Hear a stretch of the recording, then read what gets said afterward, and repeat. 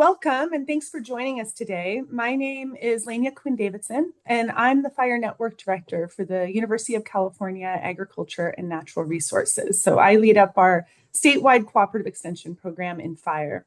And I'm really excited about the conversation that we're going to have today.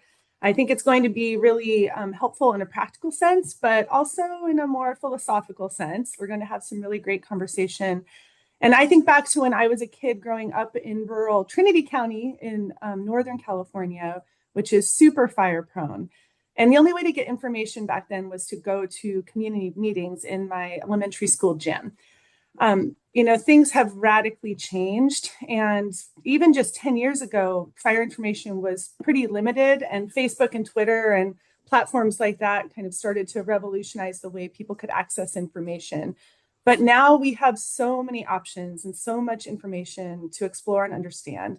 And those community meetings in the local gym are still really important and they still happen, but the information space has really evolved and we have so much at the tip of our fingers. So with this webinar, we're going to spend an hour with some of the people who are really driving the change behind how we access fire information. These three presenters are big thinkers and innovators in the fire information space. And they provide access to data and also interpretation of data that really help us understand what's going on. So the goal of the webinar is to introduce you to these folks and to all the resources that they provide, and then to have a bigger conversation about what this all means. So we're going to spend the first 40 minutes or so in a facilitated conversation with them, learning about them and their resources. And then we'll have about 20 minutes at the end for Q&A with you. So feel free to type questions into the Q&A feature in the webinar, not in the chat. Put those in the Q&A. We have a team of folks who are going to be answering questions in real time in the Q&A, and then we'll save some of those questions to answer live as well. So let's go ahead and get started. I want to start first by introducing the presenters and having them just kind of give a little bit of background on who they are, and then also share some of the links to the resources that they're going to be talking about today. I just want to make sure everyone's on the same page. And, many of you are probably familiar with Daniel Swain and Zeke Lunder and with Watch Duty. But just in case, we're going to share some QR codes and make it possible for you to follow along while we're having this conversation. We're also going to post links in the chat, so keep an eye there. So first, I'd like to introduce Daniel Swain. And Daniel Swain came over to UCANR, where I work, maybe a year and a half ago. And he works as a climate scientist with our California Institute for Water Resources. So Daniel, I'd love if you could give us a little bit of background on who you are personally. I'd actually love to know where you grew up and how you got into this field and into this work that you do. And then give us a little bit about your professional background.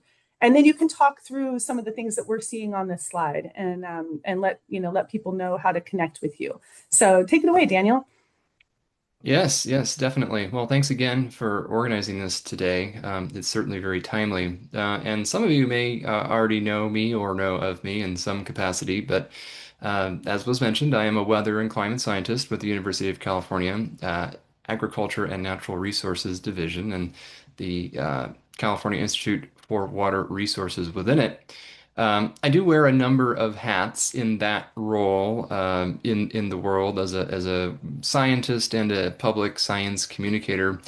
If you know me, you probably know me from somewhere on the internet or on the TV or in the newspaper talking about weather or climate or wildfire or other natural hazards or system type topics. So a big part of my role within ANR and even before that is having these conversations with people, meeting people where they are, and talking about everything from the day-to-day variations, individual storms, fire weather patterns, things like that, to the big picture surrounding climate change and how our landscapes and our interactions with them are changing over time, which, as we know, they're changing fairly rapidly in many respects. So my role is to both do some research into that and talk about it with mass audiences, including the California public as well as beyond. And in doing so, this is where some of the links on the screen come in handy. I try and take a portfolio approach. So these are sort of my most commonly used tools and platforms to get the word out about various things, but you can also find me elsewhere. I'm also on LinkedIn and Threads and other places that are a little bit more sparsely populated. But I do run what I've begun to call virtual weather and climate office hours, which also become when conditions are particularly adverse or when there's a big event, wildfire office hours. If there's ever a big flood in California, they will be flood office hours on YouTube at the link at the top here and using the QR code here. These are live interactive sessions, not unlike the current one where I'll talk about stuff with maps and screen share and then take questions live from the audience via Q&A. So again, similar to today's format. I try to have these about weekly. This week, this session is replacing my virtual office hours, but I try and time them with events of interest. You can find me on the more text-centric platforms, Blue Sky, Twitter, now X, for more rapid-fire short-form updates. And then also, I've written the Weather West blog for many years. That might be where some of you are coming from today, where there is a lively community in the comments section. But this is sort of something I try and update once or twice a month with longer form content. Sometimes it's about research, sometimes it's about the weather right now, or probably my next big blog post will be about the significant El Nino event we're probably going to experience later this year. So those are the kinds of things I talk about there. I did grow up in Northern California, in San Francisco, and then in the North Bay in San Rafael. Spent a long time, or many years, both when I was a kid and then afterward on road trips all around the West. These days, I'm actually in where get another hat in my role as a research partner at the National Center for Atmospheric Research in Boulder, Colorado. So I'm all over the West thinking about weather and climate and wildfire and talking about it with all sorts of people all of the time. So that's me in a nutshell, but I guess maybe the most important piece for this purposes today is that I am thinking about wildfire from an atmospheric science perspective. And we know that wildfire is a complex process that involves both the land surface, the biosphere, the living plant matter out there, and also the atmosphere. So that's my point of entry into the wildfire world. Awesome. Well, thanks, Daniel. So next we're going to go to Zeke Lunder. And like me, Zeke is a rural Northern California kid who grew up over by Chester in the Northern Sierras. And he is the founder and director of The Lookout and based out of Chico now. So Zeke, can you introduce yourself and your background and then talk briefly about some of the links that I have here on this slide? All right. Hey, everyone. Welcome back to The Lookout. If you're just joining us for the first time, my name is Zeke Lunder, and I'm a geographer. I work mainly in Northern California. My background is in fire management, large fire management. I got a degree in cartography at Chico State in the late 90s, and then that was right when they started doing GIS or digital mapping on wildfires and taking plotters, big giant map printers out to fire camps. And so from about 1999 through about 2017, I ran GIS mapping companies that were contracted to the fire agencies. So we worked everywhere from San Diego County to Lake Superior. Traveled a lot during those times. I worked a lot in Idaho, Eastern Oregon, a little bit in Washington, New Mexico. We had fires in Texas. And so we were just we said we were kind of like map carnies in the fire circus. Worked just in fire camps, but through doing that work, I ended up having some mentors who were retired hotshot firefighters, retired operations section chiefs, and we did a lot of prescribed fire planning work and fuels planning work. And so I've learned a lot over my career about large fire management and kind of the strategies we employ to put out fires once they get really large.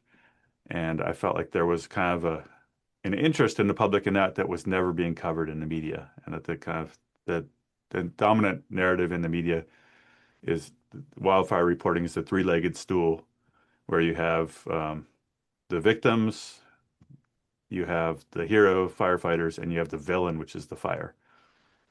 And I think we all know that, especially in firefighting, we know that oversimplification often doesn't really serve to inform the public on the nuances of, people building houses in super dangerous places, or that sometimes fire is really beneficial, but often fire is good and bad at the same time. So we don't really we love Watch Duty for their kind of attention to detail.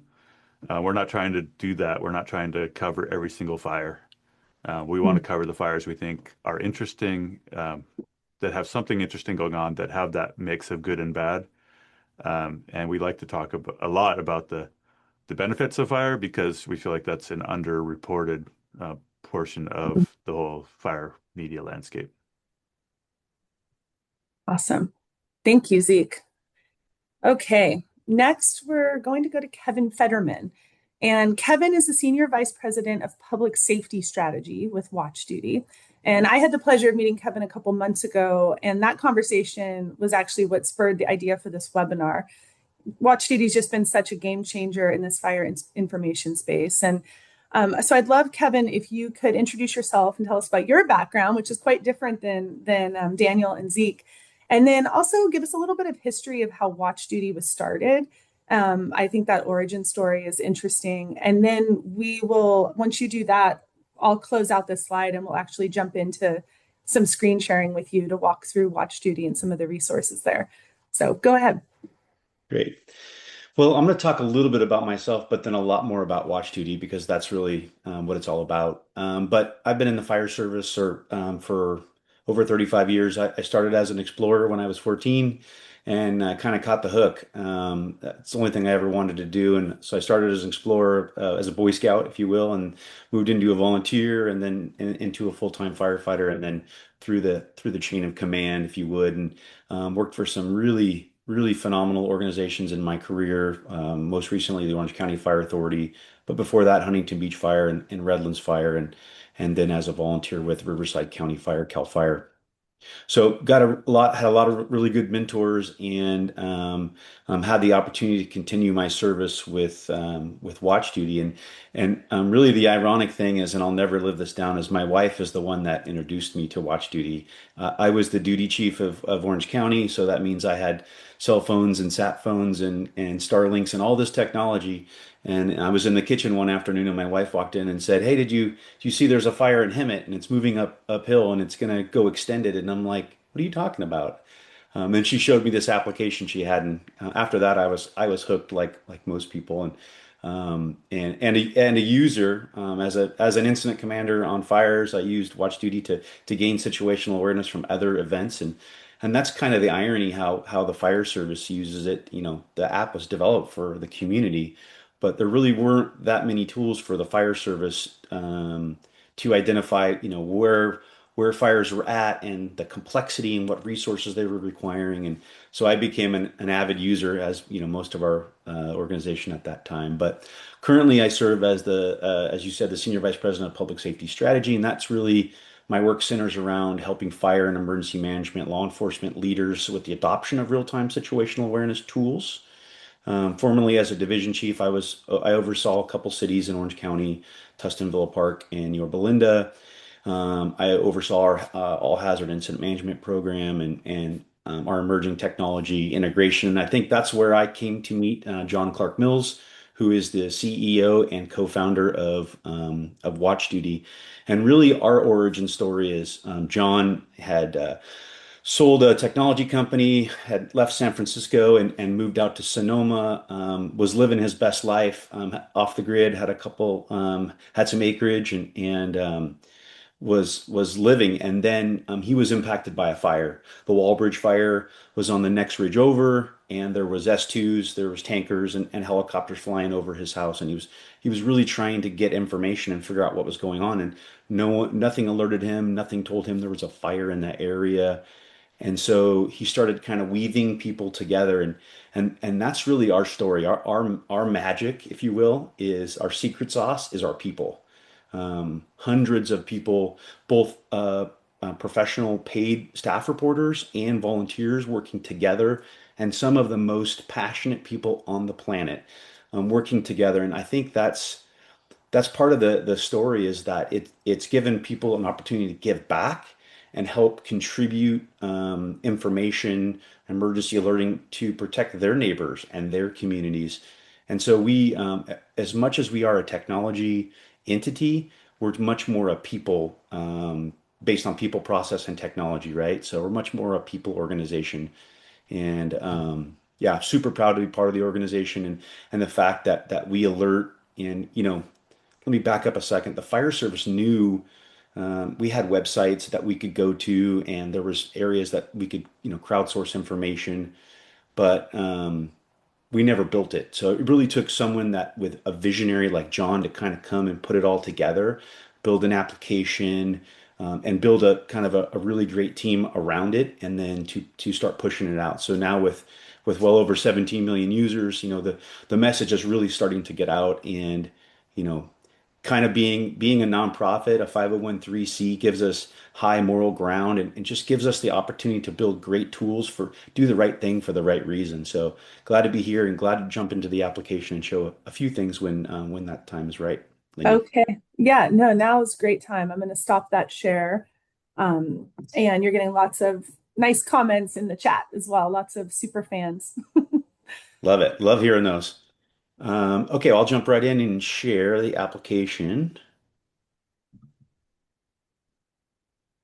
So I'm going to start off with the Windows view, and that's the same view that everyone can get via the QR. And so, yeah, of the over 17 million users, a lot of people just use the Windows view. There are a lot of folks are using it from their desktop, from their office, trying to gain situational awareness. And I'll talk a little bit about the mobile application because websites don't alert you in the middle of the night when your county or your community is being impacted by fire. But as you look into the app, it's part of the whole identity is it's a very simple user interface, right? When you go over here, there's only a few buttons, layers, and then when you click into layers, it gives you your general awareness. That's your fire perimeters, your active fire perimeters. And we get those from a number of different sources, NIFC, and any of the intelligence aircraft, some of the multi-mission aircraft will get those real-time perimeters. But we also have the historical fire perimeters, and those are applicable both from a community perspective, but also from a tactical perspective for our fire providers in the environment.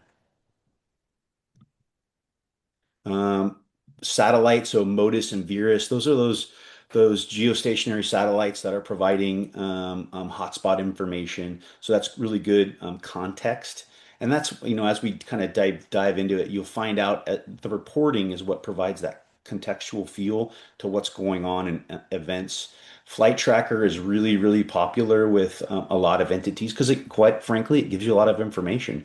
If you see the air attack flying around, and you see tankers and helicopters, you can get a lot of perspective. And that was a tool that I used as a fire service professional to let me know how active an incident was. And certainly we've included the live wildfire cameras. Everybody that's using Alert California or Alert West or you name your provider, those provide a tremendous amount of information.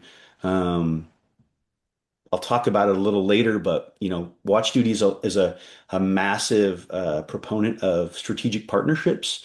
So there's a couple partnerships that are really really applicable to discuss. We have a partnership with Tablet Command. That's the command and control platform that a majority of the California Fire Service, and it's expanding across the U.S., is using, and so they can push information direct to us. We have a partnership with Ring Camera, and so getting images directly from folks that opt in, and they're able to push information directly to us in the form of imagery that just gives us a lot finer detail. It gives our reporters a lot of context on what's really going on in an incident.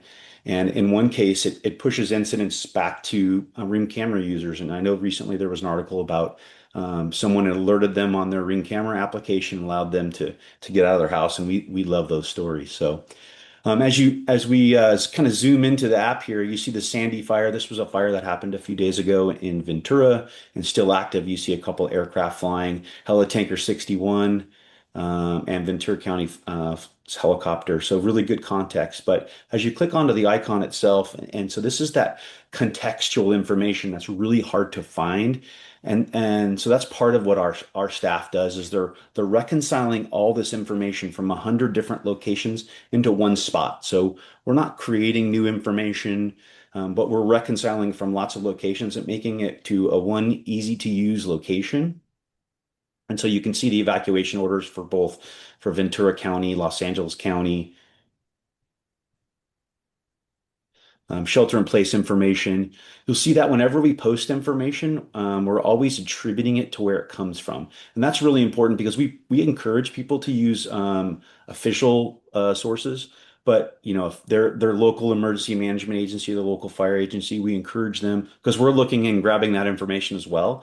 But we think having multiple sources of alerting in kind of chaotic and situations is a strength, so that redundancy is really important. But you can see right here, we're grabbing that information from the Ventura County Fire Department Public Information Officers information. And to some regard, we really exist to amplify the message. And so we'll often tell the public information officers, your words are reach. So reaching out and passing that information along. But this is all that information that provides you the context, right? This is why I think so many people find Watch Duty valuable because it's not just an alert.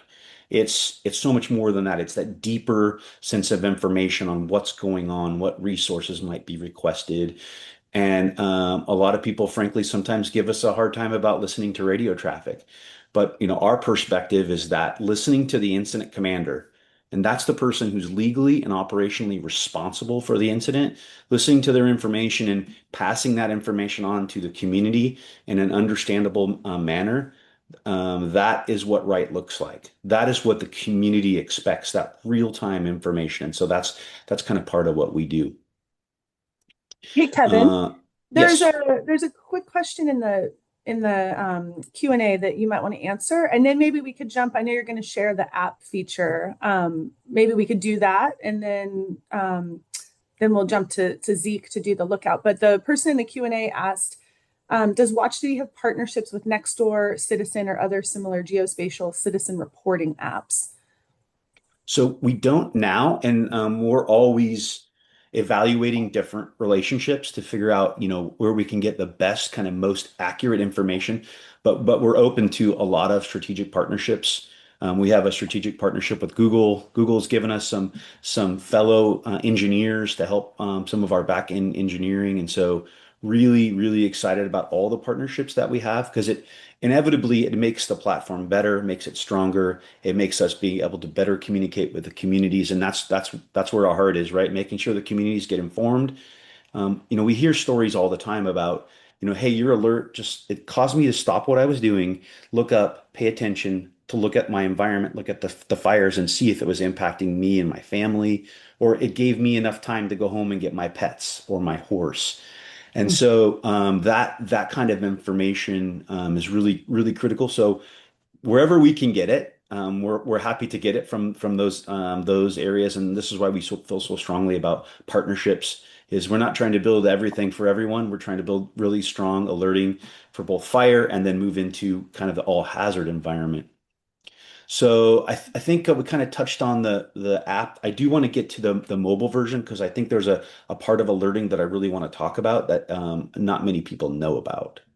So Yeah, let's jump quickly to that, and then we'll keep moving over to Zeke. But yeah, I think you should definitely show us that.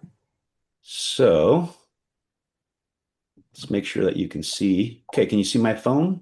Yes, looks great. Perfect. So in the phone application, you can see the user interface is pretty similar to the web-based platform. But upper in the upper left, you'll see those three horizontal lines. When you click on those, there's a notifications, and this is a really important part for people to ensure that their time-sensitive notifications and critical alerts are also set. But when you first download the app, it allows you to identify which counties you want to be alerted on. So, but in that, we default to all notifications, but you can always go in and you can click edit, and you have the option of identifying all notifications or just the first notification. So if you feel like you're getting too many alerts, there's an option to kind of address that. And then after that first alert, so if you do get an alert based on a fire near your house, you can within the incident, you can click notify me on that incident. So it gives you a lot of flexibility to make sure that you're getting the type and the amount of alerting that you want. And I think sometimes people miss that, even with how simple and how user friendly the app is. That I just wanted to point that out for this group is that you do have that opportunity there. But it's a free application, and for agencies, we provide the information to put it right into your website for free. And for us, it's all about getting the message out to the community and sharing that information. So, really appreciative of UCANR for hosting this and allowing us just to talk about it a little bit. And I'm really excited to hear from Daniel and Zeke. So I'll stop sharing and stop talking. And I have a quick 20-second interjection just to emphasize that it is really I personally use Watch Duty to be quite transparent. I was long ago a bit of an academic skeptic of the utility of functionality like this, and I'm now a full believer. So I really think this is an incredibly useful tool. But I just wanted to emphasize I prefer the web version personally, so that's mainly what I use. That's what I use during my virtual office hours, things like that. But do also have the app installed on my phone, even though I'm not a huge fan of smartphone apps, simply because it is the only way to get those automatic notifications, which I find very useful, or if I'm on the road. So you can use both. You can even mainly use a computer if you want, but I'm really glad we're able to emphasize that because I have had people ask me, I don't want to download yet another app on my phone, which A, you don't have to. You probably still should, even if you don't use it very Yeah. much. Well, that's Yeah. a great point. Thanks for highlighting that. Is the web version's fantastic, right? But websites don't alert you in the middle of the night, so it's really key point to have both, to have the application on your phone, but then also if you want to use it every day, which we do in the web version. So Yeah, that's great. Well, thank you, Kevin. You're getting a lot of really great comments in the chat. So next we're going to jump to Zeke, and Zeke is going to walk us through kind of a demo of what he does with the Lookout. I don't know how many of you have watched his broadcast, but he has a really interesting and deep way of covering fires. So Zeke, go ahead and share with us. All right. Okay, so my background's in mapping, and so we have a really map-based way of talking about fire.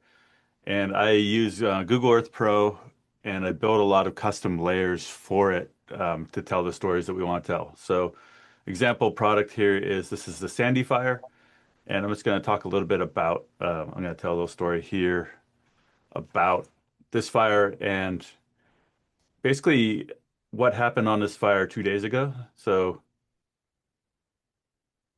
the fire kind of burned the first day, and then it laid down a bit. And then the second day, it kind of blew up a little around 11 in the morning, and then it blew up a little in the afternoon. And one thing I think happens a lot on fire is that, like, if you're reporting on the fire, you're going to like screenshot this image right here of the fire blowing up, the like 2 minutes of the day that it was really cranking, and that's what everyone's going to see. But what people often don't see is that like most of the day was not like that. And so what we like to do is kind of maybe take that imagery at the end of the day and then say like, hey, where did the fire blow up? And so like in this case, the fire blew up out in here. And so we'll say like, hey, overnight you could see that the fire kind of laid down because the humidity came up and firefighters were working hard. And this was one spot that they couldn't get to right away. And so in the mid-morning, you got some winds that blew it and it blew up. And so we can explain that, fire kind of runs in pulses with topography and wind. And when they come together, that's the kind of thing that happens. And then the second part of the fire that blew up in the afternoon was over here. And it was a similar situation where it's this area here. And so we can use the mapping and kind of we can create a progression of the fire and we can show that, oh, this blew up here for the same reason, the wind shifted and it kind of was able to kind of burn out this little bowl here. And so we just really like to try to make fire behavior and the kind of phenomenon of wildland fire more accessible to people. That's a core part of our mission is to kind of enhance people's literacy around wildfire. Um, we do that also by we use a website called Caltopo a lot, which is a free site, mapping site that has lots of layers you can turn on and off. So we can look at the winds, we can look at the forecast winds, and we can look at things like the parcel data and say like, oh, no kidding, there's like an old rocket testing facility here right by the fire. And this is something that, our we also have a kind of lively chat in the in our live streams. We do a lot of live streams. And they're like, hey, it's gonna be bad news if it gets up there in the old rocket factory. And then you come and like, oh, I didn't know there's a rocket factory there. And like, oh, there's this place here where this like nuclear reactor melted down in 1957. And you've got some sort of like big rubber tarps here in wastewater treatment. Like, that's interesting. We could probably talk about that. So it's kind of the comments definitely, most of our fire broadcasts are live streams, and the comments are often help us to kind of focus in on stuff that we didn't realize was happening. We're doing kind of similar coverage right now. The Santa Rosa fire. This is a satellite image from yesterday showing the fire severity, kind of infrared image. And from this imagery and kind of from reading the tea leaves of the operations map and everything, we can kind of say like, oh, it looks like this fire is pretty much going to be contained now. So we have to kind of walk a fine line with our interpretation and our announcements. Sometimes we get ahead of the official announcement and people say, oh, it's only 5% contained on watch duty. And we'll be looking at this and we'll be saying, well, this was fired yesterday and there's no heat and the rest of the perimeter hasn't changed for 4 days. We're going to say like this whole part of the fire hasn't moved here for, 3 days. So we have to kind of be careful because fire agencies have their own language for talking about containment. They have their own reasons for declaring a fire contained or not contained. And so if we're saying, oh, this fire's out, and watch duty saying it's 5% contained, I often think people stay in this kind of heightened state of alert because they feel like, oh, the fire's only 5% contained. And it's like, well, that really means that they need time to go make sure it's out. But it doesn't mean that it's still 95% of the fire's active. So I think sometimes we get in trouble because if you predict something, this is like Daniel knows this well. If you predict something's going to happen and then it does happen, then you look smart. And so there's this temptation to be like, oh, we don't think it's going to burn beyond here. And so, and then it does go beyond there, and then you feel like the weatherman. So that's kind of part of the tension in what we do is trying to tell a story, trying to be predictive and look smart, and then sometimes we get ahead of ourselves. Just want to talk a little bit about our website. So we use a wide variety of tools in our briefings, and a lot of them are listed here. If you go to the lookout.org and go to our links page, we have links to the webcams we use. We have links to Watch Duty, ArcGIS, some other useful map-based stuff. We have links here to large fire potential from the predictive services, which tell you, by geographic region, kind of the likelihood of a large fire and not have one. And so these links are basically organized by see the big picture, look at the hazard, kind of more detailed intel, and then detailed weather links. And we've also got, some of these kind of fuels predictions are one thing we're pretty nerdy around here. I've been, spent my whole life in fire kind of fuels. So we'll use like these energy release component charts that show based on the weather and kind of time of year and everything else where we're at kind of compared to historic maximums. And also we can talk about trends of like, hey, we've really been on this kind of seesaw, rain, dry. So that's part of our kind of education mission is to help people understand the big picture and to sometimes refute the idea that we do have a year-round fire season because oftentimes, it's easy to say that we do, but it's more nuanced than that.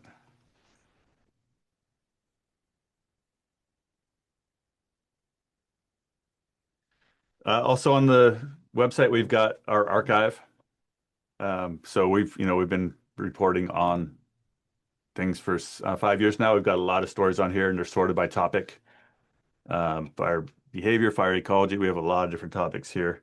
And then as far as us making a living, we are like totally user supported as my full-time job. So we have PayPal subscribers where people can just give us a monthly donation, which is a huge part of how I pay my bills. We just started doing Patreon, so we've got kind of some premium content like podcasts and a weekly update. And so yeah, check out our site. We have sponsors that are important. Part of us really kind of figuring out how you can have truly kind of user supported media in this time. And I'd say one of the big highlights for me of doing this work is when I hear from firefighters that they're using my briefings for their situational awareness during, during the Dixie Fire or during other large fires.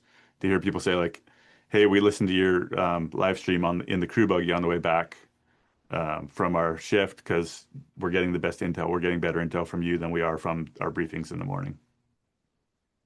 So that makes me happy.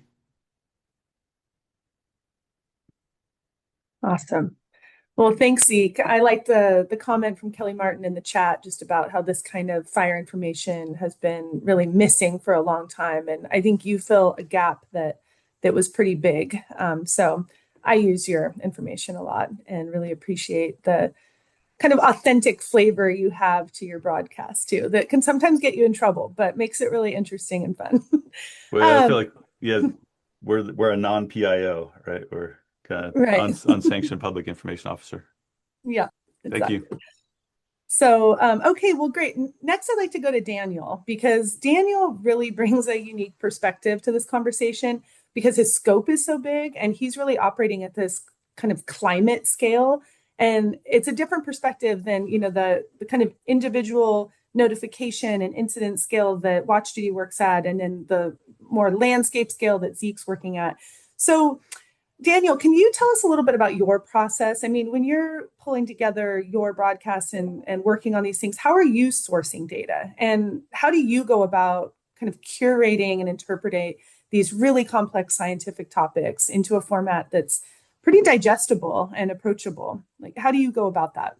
Yeah, I mean, it's been an interesting evolution over better part of 15 or 20 years in this space where, as I mentioned, I am an atmospheric scientist. My training is in weather and climate.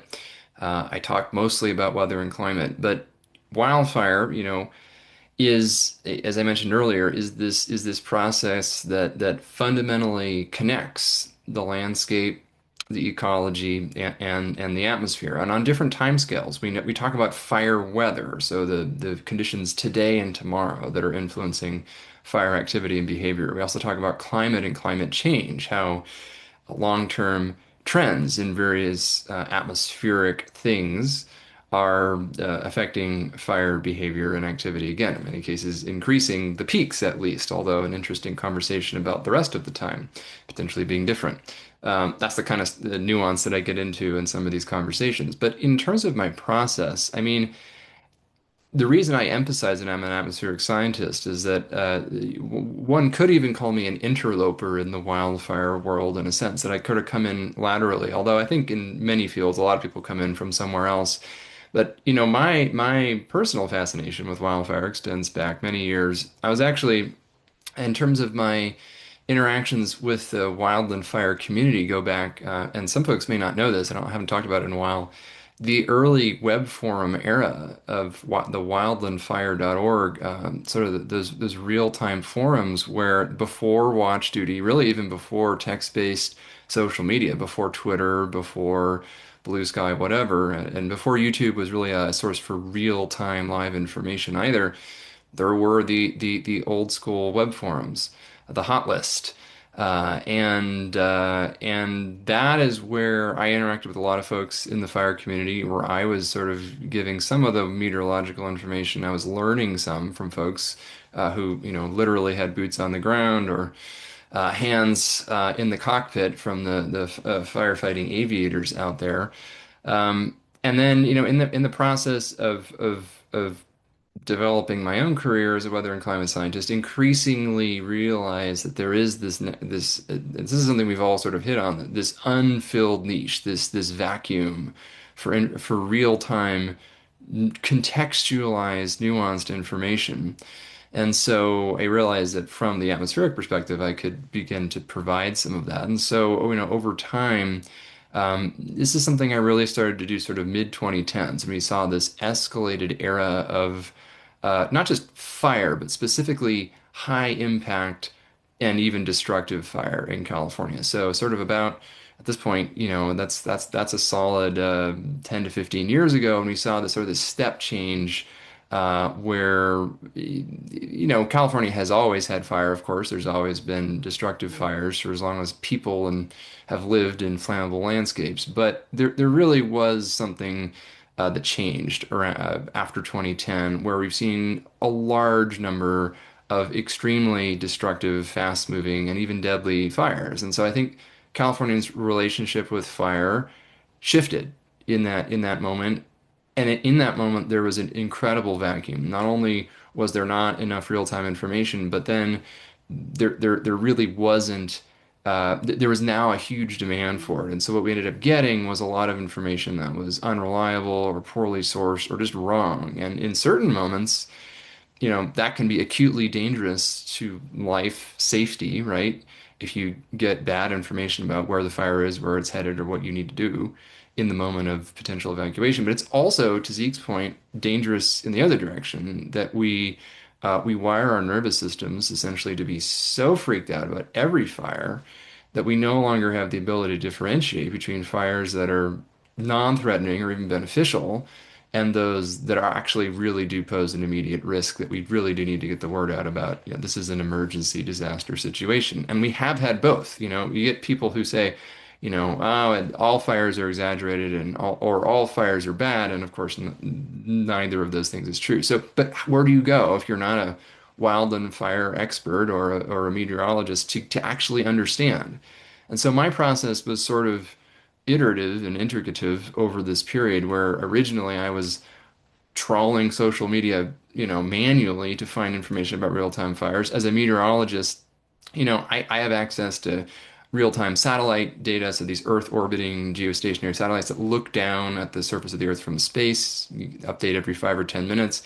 I was using that information, weather radar, ground-based weather radar, to peer into smoke plumes, which gives you some information about the fire intensity and where it's headed and what the smoke plume is doing. So indirect indicators, that was originally how I was sourcing my information. Now today, that has evolved considerably, thankfully, after some really frankly challenging moments. I mean, I'm thinking back to the campfire, some of the texts and emails that I was getting that morning before it had hit the news that something really bad was happening in just downslope from Concow and then into Paradise.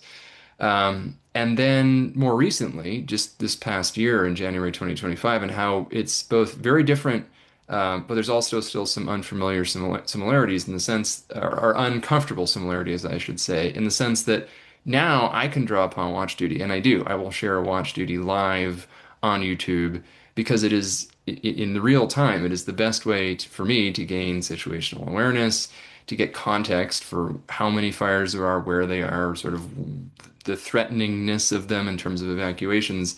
But then I'm still using my own direct information as well, because even Watch Duty is, to Zeke's point, isn't always up to the second relevant, because you do still need to wait for fire crews even to arrive on scene, or for air attack to be above, and for there to be meaningful radio traffic, for example. And sometimes we've seen fires in their most extreme moments can move even faster than that. So I'm still using radar information and satellite information and crowdsourced information to provide that. Sometimes I'll even restream live helicopter footage from another network, and occasionally they start restreaming me and it turns into an infinite mirror. But um, so I'm trying to bring together a lot of disparate sources of information. And I'm also talking about the forecast moving forward. I'm talking about tomorrow's weather, next week's weather, and this became really important in January 2025 because that was a really well predicted high risk event, both because we knew going into it a couple of months before that fuel conditions, in terms of how dry the vegetation was, were exceptional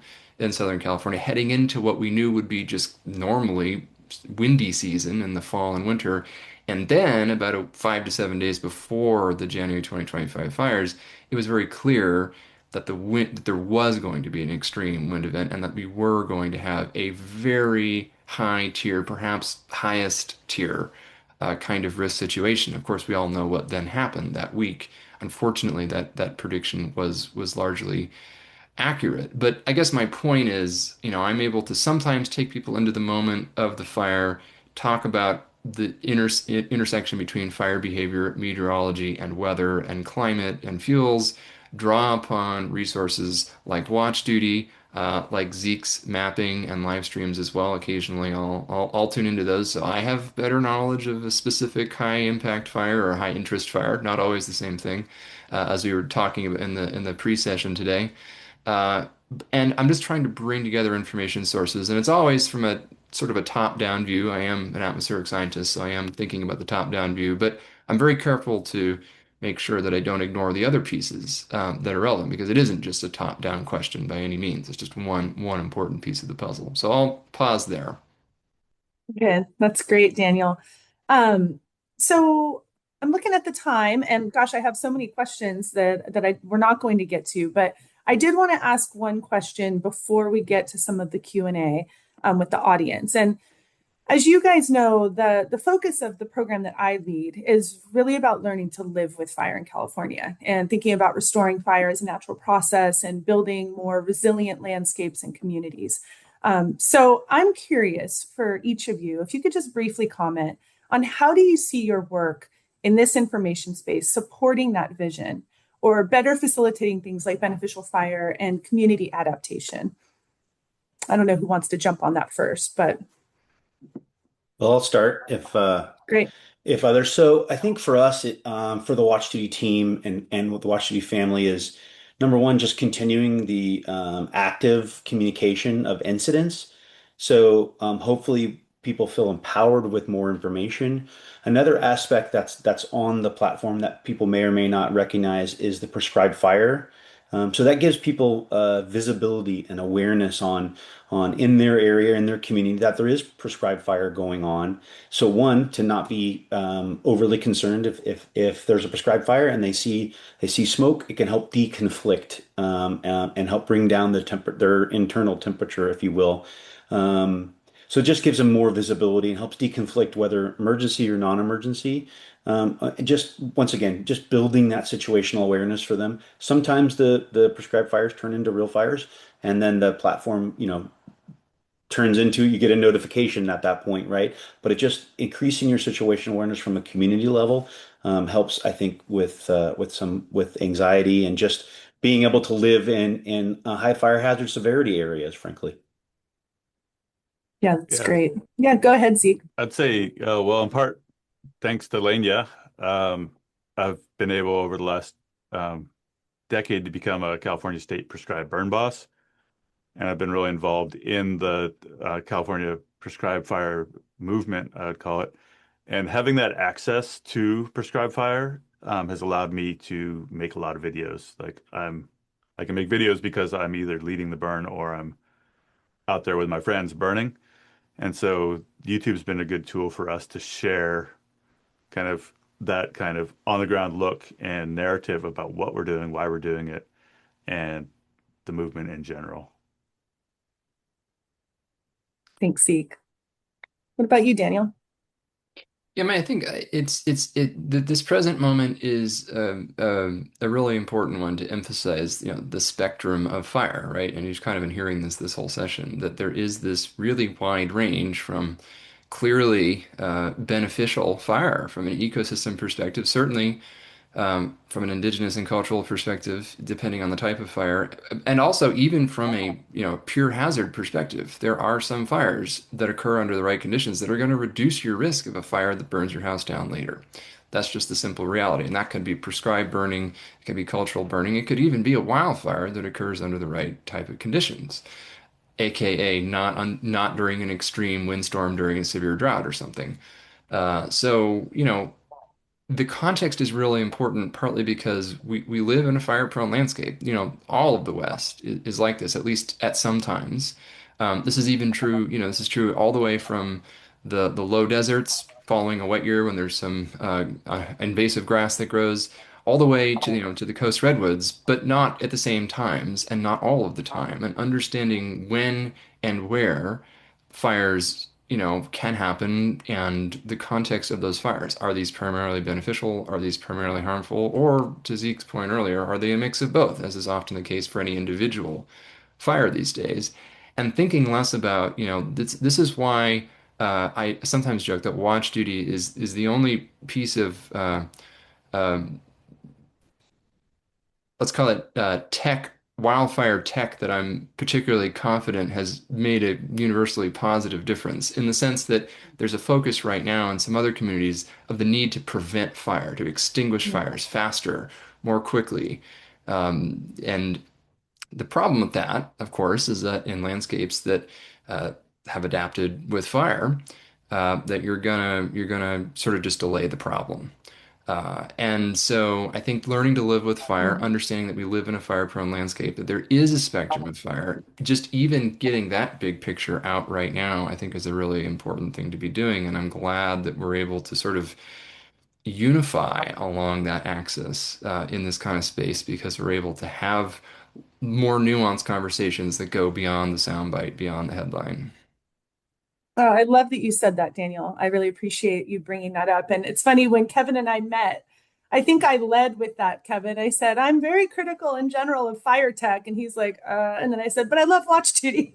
It's actually my favorite, what I would call fire tech. So totally Definitely. agree with you. And I'm glad you brought up that the idea of, that fire is beneficial in a lot of cases. So I'll jump to some of the Q&A from the audience here. And one of them, Kevin, is for you.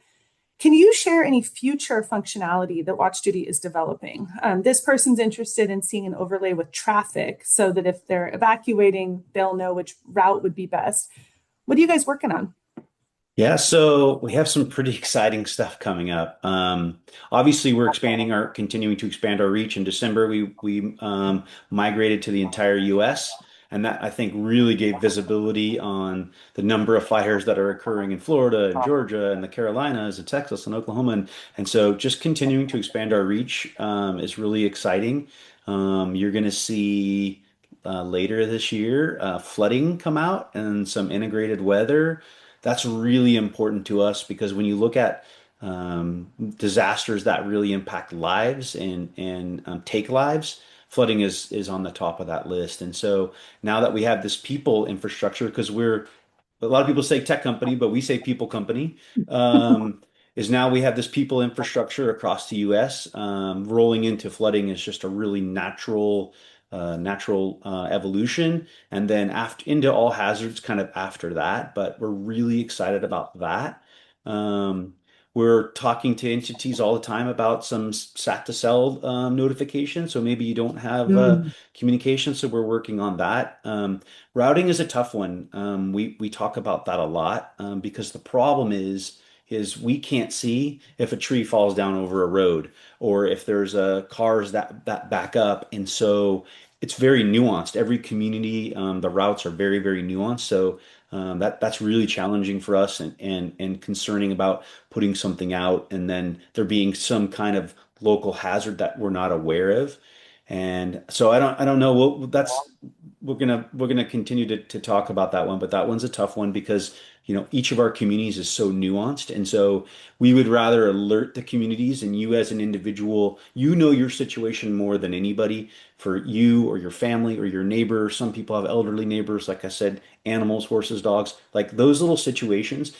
We feel like giving you the information and as early as possible and raising your situational awareness allows you to make the best decisions. And that's where we're really, really focusing our efforts on. But we've got our fingers out into a lot of things. We're interested in what the future might hold for real-time perimeters with, suborbital aircraft and certainly the LEO and GEO satellite stuff. We're really excited about all that tech and just trying to be that hub to kind of bring it all in and make it simple for the communities and certainly fire emergency management law enforcement to give them a source of truth, if you will.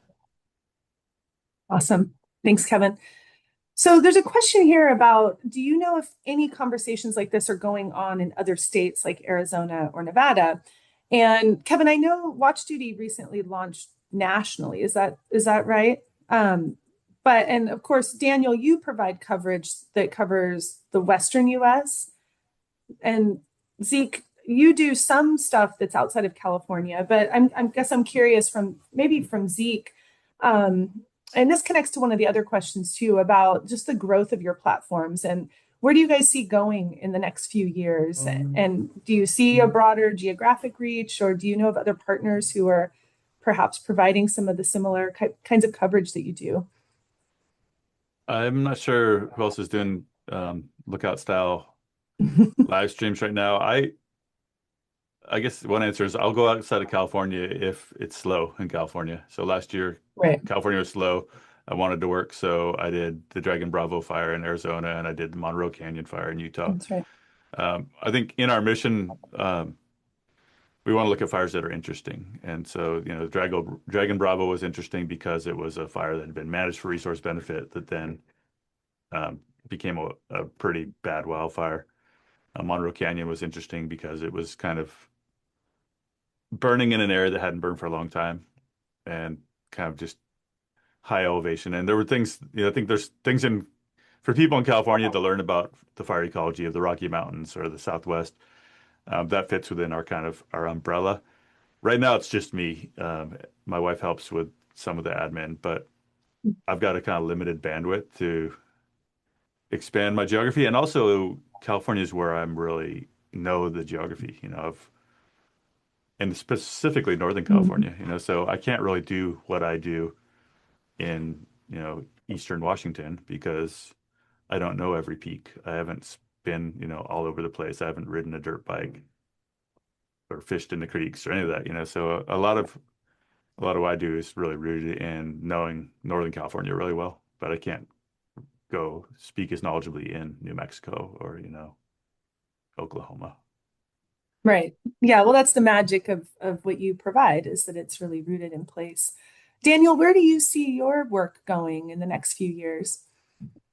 Yeah, well, it's great that UCA&R is supporting the kind of work that I'm doing by virtue of employing me, partly to do that work. It's always great when your employer wants you to do what you want to do. I think, but I too, like Zeke, it is just me in the public facing side of this, in the sense that like all these channels. There is a bandwidth limitation problem, and I'm even today, for example, there are 11 journalists today who want to speak with me about how, quote, California's fire season is now year round. Maybe I'll see Zeke's eyeballs roll. But and I feel compelled to say yes to as many of them as I can, partly because I do want to offer that nuance, which is that yes, fire season is lengthening. Yes, fires can occur in any calendar month, at least somewhere in California, but that does not mean that we have the same fire risk in every calendar month. It just doesn't mean that. In fact, it actually means something quite different if we bring prescribed fire and cultural burning into the conversation as well. So I want to have those conversations. I'm not sure I'm going to have time to have it at 11 times today. And so there is a challenge of bandwidth. But I think in terms of moving forward, it would be great to have more participation by people who are interested, spreading the word, getting the word out about these channels, mine and all the other ones here, because they're very synergistic. And I think we're all functioning better because there are more sources for it. And I'm glad that we're able to draw upon each other's work, sometimes in real time, literally live on screen, and grow audiences that way too. Awesome. Well, I just want to say this hour was definitely too short. You all are amazing and providing such important resources. And I really appreciate the basically 300 people who joined us today. We actually had over 800 people sign up for this webinar. So I think a lot of folks will be watching the recording. Right now, I'm sharing a screen that highlights some links to the UCANR Fire Network and the resources we provide. We will have the recording of this on our YouTube channel and shared on social media. So please feel free to push that out. And yeah, just I think we'll have to think, I'm really excited that Daniel's with ANR and I foresee us having a lot more partnership in the future. Maybe we can do another webinar with this group because I think these three folks this was a fascinating conversation. And I personally had a lot more questions that we didn't get to. So I think we could easily do a sequel. But I hope you all have a wonderful day. Please, again, feel free to share the recording. And thanks so much for joining us.